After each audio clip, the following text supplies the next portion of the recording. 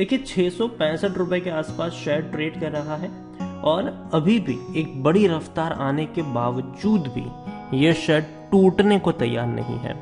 Market ऊपर नीचे होता है लेकिन विप्रो का शेयर जो है वो टूटने को तैयार नहीं है, बल्कि वो अपने एक प्राइस को स्टिक रहता है जब मार्केट गिरता है, और जब मार्केट तेजी में होता है तब तो भैया तेजी देखने को मिल ही जाती है। यहाँ पर वीडियो में हम डिस्कस करेंगे कि विप्रो लिमिटेड के शेयर में खरीदारी करने का क्या ये सही मौका है कि नहीं, और जिन लोगों ने ऑलरेडी यहाँ पर खरीदारी करके रखी है उनको क्या करना चाहिए। वीडियो को शुरू करो उससे पहले अगर आपने अभी तक चैनल को सब्सक्राइब नहीं किया है तो प्लीज़ अभी इसे सब्सक्राइब कर लीजिए, क्योंकि आगे भी बहुत सारे वीडियोस हैं जो आपको काफ़ी ज़्यादा हेल्प करेंगे।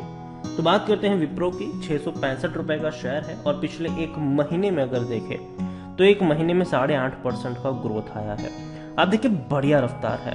हालांकि 685 रुपये तक भी पहुंचा था शेयर, लेकिन एक दिन में मतलब 2 दिन में गिरावट आई, लेकिन फिर से तेजी की तरफ दौड़ना शुरू कर चुका है। ये एक साल में देखे तो एक साल में 127 से 128% का ग्रोथ, और जब भी ये शेयर टूटा है, देखिए ऐसा नहीं कि गिरावट नहीं आई, डेफिनेटली गिरावट आई थी थोड़ी बहुत, लेकिन जब भी टूटा है उससे ज़्यादा का बाउंस बैक आया है।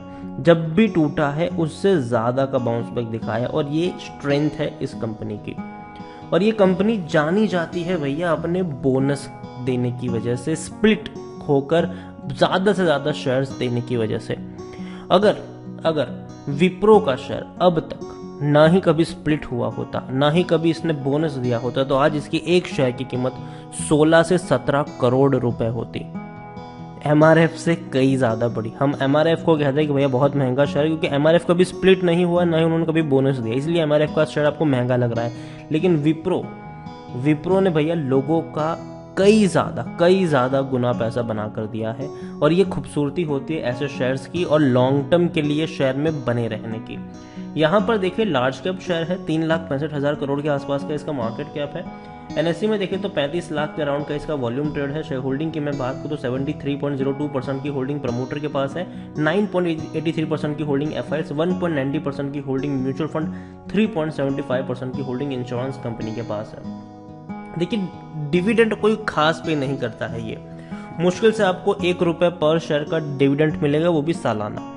लेकिन जो यहाँ पर बेहतर चीज़ है वो यही है कि बोनस और स्प्लिट ये हर बार हुआ है यहाँ पर, और इसी से सबसे ज़्यादा लोगों को फ़ायदा भी हुआ है।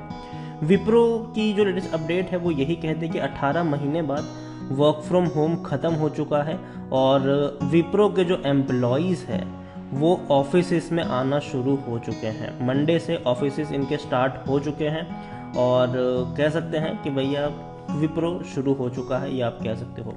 विप्रो के बारे में अगर हम देखें तो according to Moneycontrol user 83% लोग खरीदने की सलाह दे रहे हैं, 8% लोग बेचने की बात कर रहे हैं, 9% लोग यहाँ पर होल्ड करने की नसीहत दे रहे हैं, और टारगेट्स अभी भी देखा जाए तो 670 675 के आसपास के हैं, और मेरे हिसाब से शायद और बड़े टारगेट्स आपको फ्यूचर में देखने को यहाँ पर मिल सकते हैं। विप्रो के बारे में अगर हम यहाँ पर एक और चीज़ देख लें तो कंपनी के रेवेन्यू डेफिनेटली इंक्रीज है, हालांकि उतने ज़्यादा नहीं है लेकिन इंक्रीज है। लेकिन जो सबसे बड़ा इंक्रीज है वो प्रॉफिट में है, अच्छा प्रॉफिट इंक्रीज है। 2021 में अब तक का हाईएस्ट प्रॉफिट कमाया है 10,855 करोड़ का, जो कि बेहतरीन है, शानदार है। विप्रो के बारे में देखें तो डेफिनेटली करंट प्राइस इसकी इंस्ट्रिक वैल्यू से ज़्यादा ही है, लेकिन लॉन्ग टर्म में बैंक एफडी से कई गुना ज़्यादा रिटर्न इसने कमा कर दिया है। हालांकि डिविडेंड उतना अट्रैक्टिव पे नहीं करता है, खरीदने का अभी भी सही मौका, क्योंकि शेयर ओवरबोर्ड जोन में नहीं है, ना ही कोई रेड फ्लैग नजर आते हैं। अपने ऑल टाइम हाइस पर बैठे होने के बावजूद इसका पी रेशियो 33 का है, जबकि सेक्टर पी 38 है, तो भैया उतना महंगा अभी भी नहीं है। 31% एनालिस्ट खरीदने की बात यहाँ पर कर रहे हैं विप्रो में। शेयर होल्डिंग की मैं बात करूँ तो देखिए लोगों के पास, पब्लिक के पास कुछ खास क्वांटिटी नहीं है यहाँ पर। भले ही आपको रिटेल और अदर्स के पास 11.5% की होल्डिंग देखने को मिली है, लेकिन जो कोर रिटेलर्स है, मतलब आप और हमारे जैसे लोग, उनके पास सिर्फ 2.5% की ही होल्डिंग है। अदर पार्टीज जो बड़ी बड़ी पार्टीज है उनके पास तकरीबन 8.95% की होल्डिंग है। बड़ी होल्डिंग्स एफआईएस के पास भी है, म्यूचुअल फंड के पास है, डोमेस्टिक के पास है, प्रमोटर सबसे ज़्यादा होल्डिंग लेकर बैठे हैं, जो बेचने को तैयार नहीं और ना ही बेचते हुए आपको आने वाले दिनों में भी नजर आएंगे।